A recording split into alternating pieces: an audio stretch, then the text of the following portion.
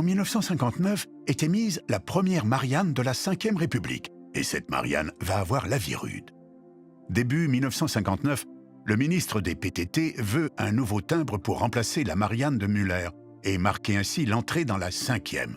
Le timbre annoncé pour juillet se nommera la République de l'Espérance. Pourtant, fin 1958, un décret annonce la création du franc lourd, le nouveau franc, prévu pour début 1960.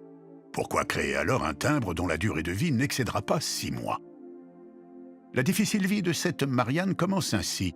Très mal accueillie par le grand public et les philatélistes, les couleurs sont fades et les critiques évoquent une république se croisant les bras ou encore attendant la rentrée des impôts et surtout la république qui nous mène en bateau, lui donnant désormais son nom officiel de la Marianne à la nef.